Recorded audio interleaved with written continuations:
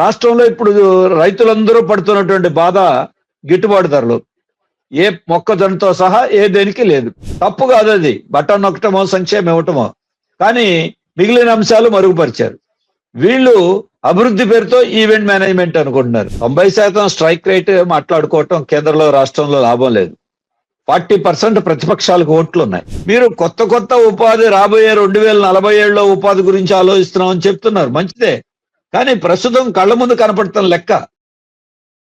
Welcome to Telugu రాజ్యం. నేను శరత్ చంద్ర. ప్రస్తుతం మనతో పాటు విజయవాడ నుంచి సిపిఎం రాష్ట్ర కార్యదర్శి వర్గ సభ్యులు చిగురుపాటి బాబురావు గారు ఉన్నారు. బాబురావు గారు సుదీర్ఘకాలం ప్రజా పోరాటాల్లో, కమ్యూనిస్టు ఉద్యమాల్లో సుదీర్ఘకాలంగా ఉన్నారు. రాష్ట్ర ప్రభుత్వ వైఖరి, ప్రజా వ్యతిరేక విధానాలపైన ఆయన ఎప్పుడు పోరాటం చేస్తూ ఉంటారు. ప్రస్తుతం మనతో మాట్లాడటానికి ఆయన ఉన్నారు. బాబురావు గారు నమస్తే. నమస్తే. మనం చూడొచ్చు గత 2 ఏళ్లుగా తెలుగుదేశం పార్టీ సారథ్యంలోని ఎన్డీఏ కూటమి ప్రభుత్వం అధికారంలోకి వచ్చినాక ఒక రకమైన కొత్తదని చెప్పలేం కానీ ప్రతి 3 నెలలకు ఒకసారి బ్యూరోక్రసీ ప్రోగ్రెస్ రిపోర్ట్లు ఇచ్చే విధానాన్ని ముఖ్యమంత్రి చంద్రబాబు నాయుడు గారు మొదలు పెట్టారు. అధికారంలోకి వచ్చిన మొదట్లోనే ఆయన ఎవ్రీ 3 months ఒకసారి కలెక్టర్ల కాన్ఫరెన్స్ నిర్వహిస్తానని చెప్పారు. దాన్ని చెప్పినట్టుగానే ఎవ్రీ 3 months ఒకసారి సచివాలయంలో రాష్ట్రం నలుమూలల నుంచి కలెక్టర్లు, ఎస్పీలను, అలాగే శాఖాధిపతుల్ని పిలిచి సమీక్షలు చేస్తున్నారు. ఇది ఒక రెగ్యులర్ ప్రాసెస్ గా మారిపోయింది. ఇప్పుడు 7వ విడత కలెక్టర్ల కాన్ఫరెన్స్ జరుగుతుంది. 2 రోజులుగా మనం చూస్తున్నాం. వివిధ శాఖలకి ర్యాంకింగ్లు, ఆ శాఖల పనితీరు ఇస్తూ ఆ శాఖల పనితీరును మెరుగుపరుచుకోవాలని ఆయన పదే ఆ శాఖలకు సంబంధించి సూచనలు, సలహాలు ఇస్తున్నారు. ఈ మొత్తం ప్రక్రియని ఎట్లా చూడాలి సార్ మనం? అంటే సమీక్షలు తప్పు కాదు, కానీ సమీక్షలు చేసే పద్ధతి కానీ, సమీక్షల యొక్క ప్రయోజనం కానీ, చెప్పే మాటలకి చేసే పనులకి ఏం సంబంధం లేకుండా ఉంది. ర్యాంకులు ఇవ్వాల్సింది జనం ఇచ్చేటువంటి ర్యాంకుల ఆధారంగా ప్రభుత్వం కానీ అధికారులు కానీ సరిదిద్దుకోవాలి. కానీ సమావేశాలు ఎలా ఉన్నాయంటే, ముఖ్యమంత్రి గారు మెప్పించడానికి కలెక్టర్లు చెప్పే మాటలు ఆసరాగా చేసుకుని ప్రచార ఆర్భాటానికి ప్రభుత్వం పూనుకుంటోంది. ఈ పద్ధతి ఖచ్చితంగా మారాల్సిన అవసరం ఉంది. ప్రజల ప్రాధాన్యతలు వేరుగా ఉంటున్నాయి, ప్రభుత్వ ప్రచార ఆర్భాటం వేరుగా ఉంటుంది. రాష్ట్రంలో ఇప్పుడు రైతులందరూ పడుతున్నటువంటి బాధ గిట్టుబాటు ధరలు. ఏ మొక్కజొన్నతో సహా ఏ దేనికి లేదు. కలెక్టర్ల సమావేశంలో రాష్ట్ర రైతులు ఎదుర్కొంటున్న కోట్ల మందిది ఈ సమస్యకి ముఖ్యమంత్రి గారు ఇస్తున్న ప్రాధాన్యత ఏంటి, కలెక్టర్లు దాని మీద ఇస్తున్న ఫీడ్బ్యాక్ ఏంటి? యుద్ధం తర్వాత మొన్న ఆయిల్ సంక్షోభం వచ్చింది, ధరలు పెరుగుతున్నాయి, నిత్యావసర వస్తువుల మీద ప్రభావం ఉంది, రకరకాల ఉత్పత్తులు పడిపోతున్నాయి. ఇది రాష్ట్రంలో ముఖ్యమైన సమస్య. దీన్ని అడ్రస్ చేయాలి. కానీ అవి వదిలేసి 2047 గురించి, లేదు జిఎస్డిపి గురించి, జిల్లాల్లో గ్రోత్ రేట్ గురించి లెక్కలు ఇవ్వచ్చు, దానికేం తప్పులేదు. దీర్ఘకాలికమైన అభివృద్ధి ఉండాలి. తక్షణమైనటువంటి అభివృద్ధి, తక్షణ ప్రజల్ని సాటిస్ఫై చేయటం, వాళ్ళ ఇబ్బందులు తొలగించడం మాత్రం దీంట్లో ఎక్కడా కనపట్లేదు. ఆ మార్పు తప్పనిసరిగా రావాలి. అంటే ముఖ్యమంత్రి గారు పదే ఆ అధికారులకి ఒక రకమైన ఆదేశాలు ఇస్తున్నారు. ప్రజల సంతృప్తి తనకు ముఖ్యం, ప్రజలకు మెరుగైన పాలన అందించాలనేది ఆయన ప్రయత్నాలు చేస్తున్నారు. అయితే సాంకేతికత ఎంతగా డెవలప్ అయిన ఈ రోజుల్లో 3 నెలలకు ఒకసారి శ్రీకాకుళం నుంచి మొదలు పెడితే చిత్తూరు వరకు కలెక్టర్లని, ఎస్పీలని సచివాలయానికి పిలిపించి రివ్యూ చేయటం, వాళ్ళంతా ఆల్ ఈజ్ వెల్, అంతా బాగుంది, బ్రహ్మాండంగా నడిచిపోతుంది, ఈ ప్రభుత్వ పాలనలో ప్రజలకు ఎలాంటి ఇబ్బందులు లేవని చెప్పి ముఖ్యమంత్రి గారిని మెప్పించే ప్రయత్నాలు చేయటం, ఇది అంటే ఎవరు మభ్య పెడుతున్నట్టు అనుకోవాలి సార్? వీళ్ళందరూ కలిపి ప్రజలను మభ్య పెడుతున్నారు అంతే తప్ప తెలిసిందే. ఎందుకంటే మీరు ఆన్లైన్లో రివ్యూలు చేస్తే ఇంత ప్రచారం రాదు. రెండోది పొగడ్తలు, ఒకళ్ళనొకళ్ళు పొగడుకోవటం, కలెక్టర్లని కొంతమందిని పైకెత్తేయటం, మళ్ళీ ఆ తర్వాత వాళ్ళే బాగా చేయలేదంటాం. అలాగే ఉన్న తీరు ఏంటంటే, ఏదన్నా చిన్న పని జరిగి దానివల్ల ఫలితం వస్తే అది ప్రభుత్వానికి, ముఖ్యమంత్రి గారికి, లోకేష్ గారికి దక్కాలి. అదే ఏదైనా తప్పు జరిగితే అధికారులు బాధ్యత కావాలి. పెట్రోల్, డీజిల్ కొరత వచ్చింది, ఏమీ సంబంధం లేదు, సైలెంట్ గా ఉంటారు. అధికారులు నాకెందుకు చెప్పలేదని ముఖ్యమంత్రి గారు అడుగుతారు. మరి రియల్ టైం గవర్నెన్స్ ఎక్కడ? అదే చిన్నదే ఎక్కడన్నా మామూలుగా ఉద్యోగులకి జీతాలు ఇస్తే కూడా, లేదు రొటీన్ గా ఆలస్యంగానైనా డిఎస్సి రాసి డిఎస్సిలో పోస్టులు వస్తే దానికి ప్రభుత్వంలో ఉన్న పెద్దలంతా క్రెడిట్ వాళ్ళు చేస్తున్నారు. అందుకని మామూలు రెగ్యులర్ గా జరిగేటువంటి డిఏ బకాయిలు ఎప్పటి నుంచో బకాయిలు ఒకసారి రిలీజ్ చేస్తే కూడా బకాయిల విడుదల కూడా చాలా గొప్పతనం కింద చెప్పుకునేటువంటి స్థితి ప్రభుత్వంలో కనపడుతుంది. చిన్న పనులు ఏదైనా వస్తే మాత్రం అధికారుల మీద తోసేయటం వాళ్ళ బాధ్యత అంటాం. ప్రభుత్వం మంచి చెడుకు రెండింటికి అకౌంటబిలిటీ బాధ్యత వహించాలి. క్రెడిట్ వస్తే మంచి వస్తే ప్రభుత్వానికి వస్తుంది, లోపాలు జరిగితే కూడా అంతే బాధ్యత తీసుకోవాలి. ఈ సమావేశాల్లో ప్రచారానికి ఎక్కువ ప్రయత్నం చేసి సంతృప్తికరంగా ఉందని సర్వేలు చేయించి చెప్పుకోవడం వల్ల ఉపయోగం లేదు. ఉదాహరణకు చెప్పాలంటే కరెంటు విషయంలో లెక్కలు తీసుకుంటారు, కరెంటు లేకపోతే దేవాలయాల గురించి లెక్కలు తీసుకుంటారు. కరెంటు ఛార్జీలు పెరిగినాయా తగ్గినాయా ఎప్పుడైనా దీని మీద సర్వే చేశారా? ప్రజలు సంతృప్తిగా ఉన్నారా అసంతృప్తిగా ఉన్నారా? ముఖ్యమైన దాన్ని వదిలేస్తారు. మీకు కరెంటు కోతలు ఉన్నాయా, లేకపోతే మీ కరెంట్లో ఫిర్యాదు చేస్తే స్పందించారా, ఈ లెక్కలు తీసుకుంటారు. అంటే ప్రజల్లో వ్యతిరేకత ఉండే అంశాల మీద అసలు సమాచారం కూడా సేకరించరు. సంతృప్తి ఉన్నటువంటి విషయాల మీద సమాచారం తీసుకుని 80% 90% లెక్కలు చెప్పుకుంటారు. ఈ లెక్కల మీద చూస్తే ప్రభుత్వానికి కూడా రాజకీయంగా నష్టమే. కారణం ఏంటంటే లోపాలు గుర్తిస్తే వాళ్ళు సరిదిద్దుకుంటే వాళ్ళకి లాభం, ప్రజలకి లాభం. లేదు మీరు బాగుందని అధికారులు చెప్పి ముఖ్యమంత్రి గారిని పొగిడితే అంతా సంతృప్తికరంగా ఉందనే స్థితిలోకి వెళ్ళిపోతే రాష్ట్రానికి లాభం లేదు, ప్రభుత్వానికి ఇంకా రాజకీయంగా కూడా నష్టం జరుగుతుంది. అది వాళ్ళు ఇప్పటికైనా గమనించుకోవాలి.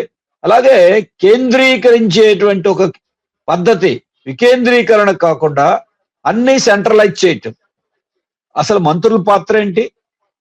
మంత్రులు డమ్మీలా? వాళ్ళెవరు ఇందులో సీన్లో ఊరికనే ఉత్సవ విగ్రహాల్లాగా ఉంటారు. దీనివల్ల ఇక్కడ సమస్య మంత్రులు ప్రత్యర్థుల మీద విమర్శలు చేయడానికి తప్ప వాళ్ళ రోల్ ఏమున్నట్టు ఎక్కడ కనిపించట్లేదు. అంటే వాళ్ళు ఆ ప్రభుత్వ పాలన విషయాల్ని ఇప్పుడు చాలా తీవ్రమైన సమస్యలు వచ్చినాయి. మనం ఈ 2 నెలల కాలంలో చూస్తే మొదట డీజిల్ కొరత, అంతకుముందు ఎల్పిజి క్రైసిస్ వచ్చింది. ఎవరు వాలంటరీగా మంత్రులు కానీ ఎవరు పూనుకొని ఈ సమస్య ఉంది, సమస్యను అడ్రస్ చేద్దామని ఆ శాఖలకు సంబంధించిన మంత్రులు అనుకోవట్లేదు, ప్రభుత్వం అనుకోవట్లేదు. ప్రజలు క్రైసిస్ లో ఉంటే అధికారులు బయటకు వచ్చి మాట్లాడతారు, ఎట్లాంటి కొరత లేదు, ఎలాంటి ఇబ్బంది లేదు, అంతా బాగానే ఉంది. అది ఒక కృత్రిమ కొరత, కృత్రిమ ప్రచారం అనేది వాళ్ళు చెప్తున్న ప్రకటనలు.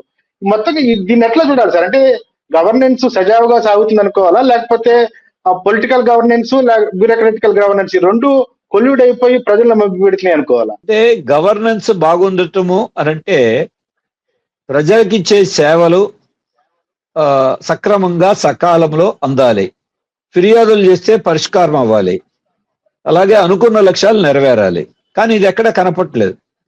అలాగే సెంట్రలైజ్డ్ గా ఒక ఆదేశం ఇస్తేనే జరిగే పరిస్థితి అంటే అది పాలనా వ్యవస్థ లోపం తప్ప అది ప్రభుత్వం యొక్క గొప్పతనం అవ్వదు. రెండోది మంత్రులు, మంత్రివర్గాలు, వివిధ శాఖలు ఎవరి పని వాళ్ళకి చేయట్లేదనంటే దాని అర్థం పరిపాలన సరిగా లేదని. ఇది అర్థమవుతూనే ఉంది. అలాగే ఇప్పుడు చాలా కళ్ళకి కనపడినట్టుగా కనపడుతున్నాయి. చిన్న చిన్న విషయాల మీద అధికారుల్ని తప్పుపడతారు, కానీ కీలకమైనటువంటి విషయాల మీద అధికార యంత్రాంగం పెద్ద స్థాయిలో వాళ్ళు తప్పు చేస్తే ఎవరో మాట్లాడరు. ఇప్పుడు చూస్తున్నాం, నిన్న మొన్న కూడా కొన్ని మీడియాలో, అంటే అది ప్రభుత్వానికి వ్యతిరేకంగా అనే ముద్ర లేని మీడియాలో కూడా వైద్య శాఖలో భారీ ఎత్తున అవినీతి పై స్థాయిలో జరుగుతుందని వార్త వస్తుంది. మరి ఎందుకు ప్రభుత్వం స్పందించదు? ఇంటెలిజెన్స్ సమాచారం లేదా? ముఖ్యమంత్రికి సమాచారం లేదా? డిఫరెంట్ డిపార్ట్మెంట్ల మీద, అంతకుముందు వ్యవసాయ శాఖ మీద వచ్చింది, ఉన్నత స్థాయిలో జరుగుతున్నటువంటి విషయాల మీద. అలాగే చాలా మంది అధికారులు అవినీతికి పాల్పడిన వాళ్ళు కూడా జవాబుదారీతనం లేదు, వాళ్ళ మీద యాక్షన్ లేదు. అంటే దీన్ని ఎవరి బాధ్యత? అంటే ప్రభుత్వము నిజంగా చిత్తశుద్ధి ఉంటే, సమాచారం ఉండి, వాళ్ళ దగ్గర సమాచారం లేకపోతే ప్రజలు సమాచారం ఇచ్చి, మీడియా సమాచారం ఇస్తే ప్రజాప్రతినిధి మీద ఎలాగో యాక్షన్ లేదు, అధికార యంత్రాంగం మీద లేదు. మరి ఇంకా మీ పరిపాలన సామర్థ్యం ఎక్కడున్నట్లు లెక్క? అందుకనే ఆర్భాటంలో ఇవన్నీ మరుగున పరిచేస్తున్నారు. ఇది ఒక ఈవెంట్ మేనేజ్మెంట్ ప్రభుత్వం లాగా మారిపోతుంది. ఆ ఈవెంట్ లో కలెక్టర్ల సమావేశం కూడా ఒక ఈవెంట్, యోగా డే ఒక ఈవెంట్, లేదు ఇంకొక ప్రతి నెల పెన్షన్ ఇవ్వడానికి ముఖ్యమంత్రి గారు వెళ్ళాలా? ఇది ఒక రోజు దాన్ని కేటాయిస్తారంటే అంటే ప్రభుత్వం యొక్క చిన్న విషయాల్లోనే ప్రచారం చేసుకుని సంతృప్తి పడే పరిస్థితి ఉంది తప్ప కీలకంగా ముఖ్యమంత్రి గారు చేయాల్సిన పనులు, మంత్రులు చేయాల్సిన పనులు, అధికార యంత్రాంగం చేయాల్సిన పనులు కాకుండా పెన్షన్ల పంపిణీ అనేటువంటిది కీలకమైందే. కానీ అది ముఖ్యమంత్రి గారు ప్రతి నెల అంశాలు ప్రభుత్వం యొక్క లోపాలని, వాళ్ళ యొక్క వైఫల్యాన్ని, వాళ్ళ డొలతనాన్ని తెలియజేస్తున్నాయి. ఇప్పటికైనా గమనించి సరిదిద్దుకుంటే రాష్ట్రానికి వాళ్ళకు కూడా మంచిది. అంటే మీరు అన్నారు కాబట్టి ఒకటి గుర్తుకొచ్చింది. ఈవెంట్స్ అంటే ప్రతి కార్యక్రమాన్ని ఒక ఈవెంట్ లాగా చేయటం అనేది 2 ఏళ్లలో బాగా ఎక్కువైంది. గతంలో అంటే అంతకు ముందున్న వైసీపీ గవర్నమెంట్ తీసుకుంటే వాళ్ళు మొదట 3.5 ఏళ్ళు ముఖ్యమంత్రి ఎక్కడ ఉన్నారో బయటకు తెలిసే పరిస్థితి ఉండేది కాదు. ఇప్పుడు దానికి భిన్నంగా ప్రతి కార్యక్రమాన్ని ముఖ్యమంత్రి ఒక ఈవెంట్ గా ఎస్టాబ్లిష్ చేసుకోవాలనే తాపత్రయం కనిపిస్తుంది. అంటే 2 రకాల ప్రభుత్వాల మధ్య 2 రకాల అంటే డిఫరెన్సెస్ కనపడుతున్నాయి. దీన్ని ఏది మంచిది అని చెప్పడానికి కూడా లేకుండా పోయింది. ముఖ్యమంత్రి ప్రతిసారి ఒక ఈవెంట్ చేసి ప్రజల్లోకి వెళ్ళటం అనేది ప్రజలకు దగ్గరగా ఉన్నట్టు అనుకోవాలా, లేకపోతే ఆయన బాగా పరిపాలన అందిస్తున్నాను అన్నట్టు చెప్పుకోవటం అనుకోవాలా సార్? అంటే ఈవెంట్ మేనేజ్మెంట్ ప్రచారం ద్వారానే ప్రజల అటెన్షన్ ని డ్రా చేయగలుగుతాం, ప్రజల్ని సంతృప్తి పరచగలుగుతాం. ఉంటే మీడియా ద్వారా మనం సమాచారం ఇవ్వగలిగితే అవాస్తవాలను నమ్మి జనం మనతోనే ఉంటారు అనుకోవటం ఒక భ్రమ. తాత్కాలికంగా పనిచేయచ్చు. చాలా కాలం మనం ఇవాళ చాలా ఎన్నికల్లో ఫలితాలు కూడా చూస్తున్నాం. ఇది భ్రమ. ఇప్పుడు ఆ భ్రమలో ఉన్నారు. దాంతో పాటు మౌలికమైనటువంటి లోపాలు, ప్రజల అసంతృప్తిని డైవర్ట్ చేయొచ్చు అనుకుంటున్నారు. దీని ద్వారా మీరు ఎజెండాని సెట్ చేయ లాభం అనిపించవచ్చు, కానీ రియల్ సమస్యలు మరుగుపడిపోయి నష్టం జరుగుతుంది రాష్ట్రానికి, ప్రజలకి, ప్రభుత్వానికి కూడా నష్టం జరుగుతుంది. అందుకే జగన్మోహన్ రెడ్డి గారు ఒక రకమైనటువంటి పద్ధతిలో ఆయన ఈవెంట్ ఒకటే బటన్ నొక్కటం అని ఆయన అనుకున్నారు. తప్పు కాదు అది, బటన్ నొక్కటమో సంక్షేమం ఇవ్వటమో. కానీ మిగిలిన అంశాలు మరుగుపరిచారు. వీళ్ళు అభివృద్ధి పేరుతో ఈవెంట్ మేనేజ్మెంట్ అనుకుంటున్నారు.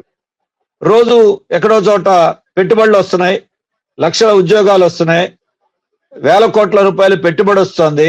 ఇవాళ ఈ శంకుస్థాపన, రేపు ఇంకో ప్రకటన, ఆ రకమైన ప్రకటనలు, ఈవెంట్లు. ఎన్ని ప్రకటన మీరు లిస్టు తీస్తే గతంలో చేసిన ప్రకటనలన్నింటిలో ఏది అమలు జరిగినాయి చూస్తే గుండు సున్నా. దీనివల్ల ప్రభుత్వం ఏం చేస్తుంది, వీటిల్లో మునిగిపోయి మొక్కజొన్న రైతులకి గిట్టుబాటు ధరలు ఎందుకు రావట్లేదు? మీరేమన్నా దాని మీద కాన్సన్ట్రేషన్ ఉందా? లేదు. వేసవిలో ఉపాధి హామీ పనుల్లో కూలీలు చాలా ఇబ్బంది పడుతున్నారు, దాని మీద ఏమైనా కాన్సన్ట్రేషన్ ఉందా? అదేవిధంగా స్కూళ్ళు తెరవబోతున్నారు. స్కూళ్ళలో కొన్ని పనులు జరగచ్చు, ఇంకా చేయాల్సిన పనులు ఎకడమిక్ బిగినింగ్ లోపు ఉన్నాయి, వాటి మీద ఏమైనా దృష్టి ఉందా?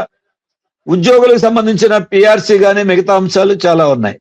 అలాగే ఈరోజు ముఖ్యమంత్రి గారు ప్రకటించారు, ఇళ్ల నిర్మాణం 2023 ఏళ్లలో లక్షల ఇళ్లు పూర్తవ్వాలి. ఇంతవరకు అసలు ఒక భూమి కూడా, సెంటు భూమి కూడా సమీకరించాలి. విజయవాడకు సంబంధించి 53,000 మందికి ఇవ్వాల్సి ఉంది. రీసెంట్ గా R5 జోన్ రద్దు చేశారు. వాళ్ళకి ఎక్కడ ఇస్తారని క్లారిటీ. అవును, ఏమీ లేదు. అంటే ఇటువంటి విషయాల మీద లేకుండా మేము లక్షల ఇళ్లు కట్టేస్తామంటే అసలు భూమి లేకుండా ఇల్లు ఎక్కడ కడతారు? కాబట్టి వాస్తవాలు ఇలా కనపడుతున్నప్పుడు వాటిల్ని మరుగుపరిచి ఈ ఈవెంట్లలో ముంచేయటం అనేది బహుశా ఇది మోడీ గారిని ఆదర్శంగా తీసుకోవాలని మధ్యకాలంలో వీళ్ళు ఆయన ఎప్పుడు ఎందుకు గెలుస్తున్నారో కాబట్టి దాన్ని ఆదర్శంగా తీసుకోవాలని చంద్రబాబు గారు, లోకేష్ గారు కూడా చెప్తున్నారు. వీటిల్లో బహుశా కేంద్రం నుంచి వీళ్ళు నేర్చుకున్నారా, చంద్రబాబు నాయుడు గారు కేంద్రాన్ని నేర్పారో తెలియదు. కానీ ఈ అంశాల్లో ఒకళ్ళకొకళ్ళు ఇద్దరు చూస్తే ఎన్డీఏలో ఉన్న పార్టీలు వీటి మీద ఉన్నారు, మౌలిక అంశాలు మాత్రం విస్మరిస్తున్నారు. అది సరైన పద్ధతి కాదు. అది ఇప్పుడు కూడా జరుగుతున్న తీరు కలెక్టర్ల సమావేశం విషయంలో కూడా అదే రిఫ్లెక్ట్ అవుతుంది. ముఖ్యమంత్రి గారు తరచూ ఒక మాట చెప్తా ఉంటారు, 90% స్ట్రైక్ రేట్ తో గెలిచాము మేము, ప్రజలంతా మా వెంటే ఉన్నారు, అద్భుతమైన విజయాన్ని అందించారు, ప్రజలు మాతోనే ఉంటారని పదే చెప్తున్నారు. కానీ 90% ప్రజలు పేదరికంలో ఉంటారు. వాళ్ళకి కావలసిన అంటే డీబీటీ పెన్షన్లు అటువంటి వెల్ఫేర్ స్కీములు పక్కన పెడితే వాళ్ళు సొంతంగా బతకడానికి ఉపాధి అవకాశాలు ఇప్పటికీ లేవు. పెట్టుబడులు రావట్లేదు. పెట్టుబడులు వస్తున్నట్టు చెబుతున్నారు కానీ కార్యరూపం దాల్చట్లేదు. కొత్తగా ఎంప్లాయ్మెంట్ జనరేట్ అవ్వట్లేదు. కానీ ఏదో జరిగిపోతుంది, అభివృద్ధి జరుగుతుంది, రాష్ట్రంలో ఒక పెద్ద ఎత్తున కోట్ల రూపాయల పెట్టుబడులు వచ్చేస్తున్నాయి అని చెప్తున్నారు. దీన్ని ఎట్లా అర్థం చేసుకోవచ్చు? 90% స్ట్రైక్ రేట్ మాట్లాడుకోవటం కేంద్రంలో రాష్ట్రంలో లాభం లేదు. 40% ప్రతిపక్షాలకు ఓట్లు ఉన్నాయి. అది కూడా గమనించుకోవాలి వాళ్ళు, పర్సంటేజ్ ఆఫ్ ఓట్లు. అందుకనే ప్రతిపక్షాల వెనకాల ఉన్నటువంటి ప్రజలను కూడా సంతృప్తిపరిచి తమ వైపుకి ఆకర్షించటం ఎలాగంటే అది చేసుకుంటే ఇంకా ఎవరైనా సంతోషిస్తారు. అలాగే ఉపాధికి సంబంధించినంత వరకు రోజు మనం చూస్తున్నాం, కాగ్నిజెంట్ కానీ టీసీఎస్ కానీ ఎంతమందిని తర్వాత లేదు ఇప్పుడు ఇరాన్ యుద్ధం తర్వాత రకరకాల పేర్లతో ఉద్యోగాలు తీసేస్తున్నారు. రోజు అఫీషియల్ గా వార్తలు వస్తున్నాయి. వాళ్ళు వచ్చి ఇక్కడ మేము 99 పైసలకే భూములు ఇస్తామనంటే భూములు తీసుకుని మేము ఇన్ని లక్షల ఉద్యోగాలు ఇస్తామంటే అదే రోజు పేపర్లో కనబడుతుంది, మీడియాలో ఇక్కడ ఉద్యోగాలు కల్పిస్తామన్న ప్రకటన, రెండో వైపున ఉద్యోగాల తొలగింపు. టీసీఎస్ లో ఎంతమంది, ఇన్ఫోసిస్ లో ఎంతమంది, కాగ్నిజెంట్ లో ఎంతమంది, గూగుల్లో ఎంతమంది, ఇవన్నీ రోజు సంకరించే ఇంటర్నేషనల్ నేషనల్ గా జరుగుతున్నాయి.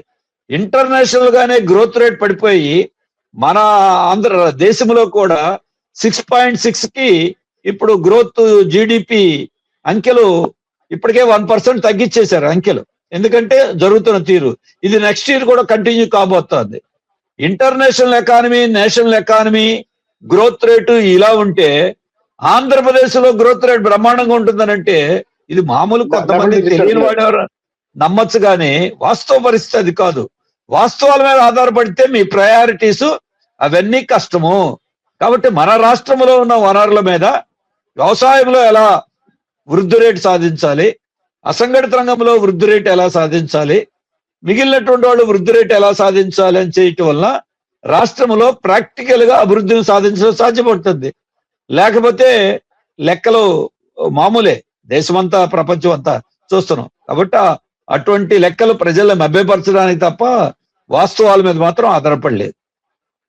ఇప్పుడు మనం అంటే ఆంధ్రప్రదేశ్ మొత్తంగా చూసుకుంటే పెట్టుబడులు ప్రభుత్వం ద్వారా చెబుతున్న ప్రకటనలు మొత్తం అయితే ఉత్తరాంధ్ర విశాఖపట్నం రీజియన్కి వెళ్తున్నాయి, లేకపోతే రాయలసీమ ప్రాంతానికి వెళ్తున్నాయి. సెంట్రల్ కోస్టల్ డిస్ట్రిక్ట్స్ లో చెప్పుకోవడానికి అంటే ప్రభుత్వం ఖర్చు చేస్తున్న అమరావతి కోసం ఖర్చు పెడుతుంది తప్ప మిగిలిన జిల్లాలకు సంబంధించి ఇక్కడ ఉపాధి అవకాశాలు, పరిశ్రమలు, పెట్టుబడుల విషయంలో ఏమి చొరవ ఏం కనబట్టలేదు సార్. ఎందుకని అంటారు? అంటే సెంట్రల్ కోస్టాలో పెట్టుబడులు రావట్లేదు అనేది ఒక వాస్తవం. కానీ రాయలసీమలోను ఉత్తరాంధ్రలో వచ్చేటువంటి పెట్టుబడుల్లో కూడా మిగిలిన అనేక అంశాలు పెట్టుబడుల పేరు చెప్తున్నా అవన్నీ వాస్తవ రూపం ధరించట్ల. ఇప్పుడు ముఖ్యమంత్రి గారు మాట్లాడారు, ఉక్కు పరిశ్రమకి రాష్ట్రము ఉక్కుకి ఒక మొత్తం దేశంలోనే ఒక హబ్గా తయారవుతుందని. విశాఖ స్టీల్ ప్లాంట్ లో ఎంతమందిని విఆర్ఎస్ ఇచ్చి పంపించేశారు, కాంట్రాక్ట్ ఉద్యోగులను ఎంత ఆపేశారు. రేపు ఆర్సెల్ మెట్టలు, కడపలో ఉక్కు, మొత్తం రాష్ట్రం అంతా ఉక్కు అన్నారు. ఉన్న మన ప్రభుత్వ రంగం వేల మందికి ఆశ్రయం కలిగించి విశాఖపట్నం ఆ ప్రాంతం మొత్తానికి ఒక కీ ఇండస్ట్రీగా ఉన్నది దెబ్బతినిపోతా ఉంది, దాదాపు నాశనం చేస్తున్నట్టే కేంద్రం ఇది కళ్ళ ముందు కనపడతా ఉంది. ఇప్పుడు రోజు చూస్తున్నాం, గ్యాస్ లేక చిన్న హోటళ్ళు మూతపడుతున్నాయి, మెస్సులు మూతపడుతున్నాయి, టీ స్టాళ్ళు మూతపడుతున్నాయి, దీంట్లో ఉన్నటువంటి ఉపాధి దెబ్బతింటా ఉంది. ఇన్ని కనబడతా ఉంటే మీరు కొత్త కొత్త ఉపాధి రాబోయే 2047లో ఉపాధి గురించి ఆలోచిస్తున్నామని చెప్తున్నారు, మంచిదే. కానీ ప్రస్తుతం కళ్ళ ముందు కనపడుతున్న లెక్క ఉపాధి హామీలో మన రాష్ట్రంలో ఉపాధి హామీ పనులు తగ్గిపోయినాయి. ఎన్టీఆర్ జిల్లా వాటిల్లో అధమ స్థానంలో ఉంది. దీంట్లో రకరకాలైనటువంటి నిబంధనలు, ఉపాధి లేక ఉపాధి హామీ పథకానికి వెళ్తే అక్కడ కూడా హామీ లేకపోతే ఇవి కళ్ళ ముందు కనబడుతున్న లెక్కలు, ఇవన్నీ అధికారయుతమైన లెక్కలే. మరి ఇటువంటి స్థితి ఉన్నప్పుడు ప్రభుత్వం ఉపాధి గురించి చెప్పే మాటలకి కొంతన కనపట్లేదు ఆచరణకి. కాబట్టి వాటి మీద ఉపాధి లేదు కానీ P4 పేదల్ని దత్తత తీసుకొని ధనికులు కూడా పేదల్ని ధనవంతులు చేయాలని చెప్తున్నారు కదా సార్. P4 అనేది ఒక వైఫల్యమైనటువంటి పథకం అన్న సంగతి చంద్రబాబు నాయుడు గారికి కూడా తెలుసు, పెట్టేటప్పుడే తెలుసు. కానీ పేదరికాన్ని నిర్మూలిస్తున్నామని కొంతమందిని నమ్మించాలి, అదే ఉద్దేశం. P4 సహాయం చేసేవాళ్ళు లేరని కాదు, ఎప్పుడూ సహాయం చేసేవాళ్ళు ఉంటారు, వాళ్ళు ప్రోత్సహించాలి. వాళ్ళ కంపెనీల్లో వాళ్ళ కార్మికులు పనిచేసే వాళ్ళకి జీతాలు ఇవ్వకుండా ఉండి వాళ్ళు వచ్చి పేదరిక నిర్మూలన చేస్తామని కొంతమంది చెప్తా ఉంటే ఎలా నమ్మాలండి? మీ కంపెనీలో 1000 మంది పనిచేస్తే వాళ్ళని పేదరికంలో బయట తేయడానికి మీ ఉదారంగా అవసరంలా, మీ దాన ధర్మం అవసరంలా, చేసిన దానికి డబ్బులు ఇవ్వండి. ఇప్పుడు మున్సిపాలిటీలో మొన్న 30వ తారీఖు దాకా జీతం ఇవ్వకపోతే మున్సిపాలిటీ కార్మికులు ఒకరోజు సమ్మె చేస్తే జీతం ఇచ్చారు. విజయవాడలో గవర్నమెంట్ హాస్పిటల్లో 3 నెలల నుంచి జీతం ఇవ్వకపోతే వాళ్ళు సమ్మె చేస్తే జీతం ఇచ్చారు. కాంట్రాక్ట్ ఉద్యోగులకి ఒక చోట 9 నెలలకి జీతం ఇవ్వలేదని వార్త వచ్చింది. ఇప్పుడు మీరు వాళ్ళకి ఇన్ని నెలలకి జీతాలు లేక అల్లాడిపోతా ఉంటే ఉన్నటువంటి ప్రభుత్వ రంగంలోనే మీరు పేదరిక నిర్మూలన అని మేము దాన ధర్మాలు చేస్తామని చెప్తున్నారు. శ్రమ చేసిన వాళ్ళకి సకాలంలో ఇవ్వాల్సిన అట్టడుగు వర్గాలకే జీతాలు ఇవ్వకపోతే ఏం జరుగుతుంది? ఉపాధి హామీ పనులు చేస్తే బకాయిలు ఎంత ఉన్నాయి? ఇవన్నీ కళ్ళ ముందు కనపడుతున్నటువంటి లెక్కలు.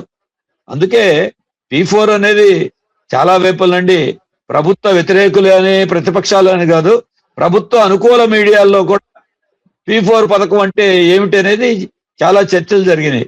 కొద్ది రోజులు అడావుడి జరిగింది, ఇప్పుడు మళ్ళీ కొద్దిగా వెనకట్ చేసింది. మళ్ళీ అప్పుడప్పుడు నెలకు అది కూడా ఒక ఈవెంట్, పెన్షన్ల పంపిణీ ఎలాగో ఒక ఈవెంట్, P4 ఒక ఈవెంట్. ఖాళీగా ఉన్నప్పుడు మళ్ళీ P4 ముందుకు తెస్తుంది, మిగతా అంశాలు లేనప్పుడు.